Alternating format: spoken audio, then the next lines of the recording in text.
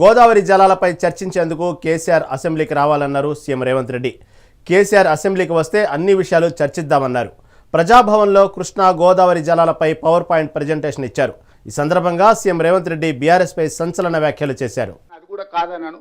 నేను ఊర్లో వ్యవసాయ కుటుంబంలో పెరిగి పొద్దున్నే అన్నం తిని బయలుదేరే అలవాటు. ఈ రోజు కూడా పొద్దుగాల 8కి బయలుదేరిన అన్నం తిని బయలుదేరుతాను. నేను మళ్ళీ రాత్రి ఇంటికి వచ్చే వరకు తలా తోక లేకుండా మాట్లాడితే తోక కత్తిరించే తెలుసు.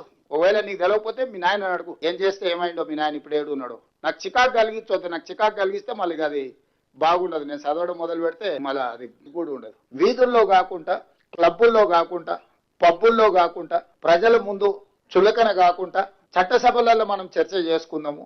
రండి, మీ అనుభవంతోని మీ చేసిన ప్రయత్నాలన్నీ వివరించండి. ఒకవేళ ఇట్లాంటి తప్పులు చేసినందుకు వాళ్ళని ఒక్క కొరడా దెబ్బ కొట్టాల్సి వస్తే చంద్రశేఖరరావు గారిని 100 కొరడా దెబ్బలు కొట్టాల్సింది. కృష్ణా నదిలో మనకు చేసిన ద్రోహానికి ఎప్పుడో ఎక్కడికైనా వస్తా, ఎక్కడికైనా రామాడు, ఎక్కడికొద్దు స్వామి, ఎర్రవల్లి ఫామ్ హౌస్ కు నేనే మా మంత్రుల బృందాన్ని పంపిస్తే ఏం ప్రాబ్లం లేదు. తారీఖు చెప్పు, మొత్తం ఈ సెటప్ అంతా తీసుకొని వస్తారు మా వాళ్ళు. ఎర్రవల్లి ఫామ్ హౌస్ లోనే చర్చ పెడతాము. చంద్రశేఖరరావు గారి ఆరోగ్యం అంత గొప్పగా లేదు, రావడానికి ప్రయాణం చేయడానికి ఏమైనా ఆరోగ్యం సహకరించకపోతే మీరు కుర్చీ వేసుకొని అక్కడ కుర్చీలో కూర్చోండి. చంద్రశేఖరరావు గారు మొత్తం మాక్ అసెంబ్లీ అని తెలంగాణ ఉద్యమంలో కోదండరామ్ గారు నిర్వహించేవాళ్ళు. శ్రీనివాస్ రెడ్డి గారు కూడా అప్పుడు అందులో ప్రశ్నలు అడిగి మమ్మల్ని అందరినీ మాక్ అసెంబ్లీ నిర్వహిద్దాం ఎర్రవల్లి ఫామ్ హౌస్ లోనే. మా మంత్రుల బృందాన్ని నేను పంపిస్తా, అన్ని వివరాలు చర్చించుకుందాం.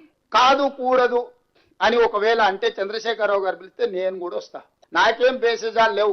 నాకంటే సీనియర్ ఆయన పబ్లిక్ లైఫ్ లో, ప్రజా జీవితంలో, అనుభవంలో చంద్రశేఖరరావు గారు. సంబంధించిన వాస్తవాలను చర్చించుకుందాం.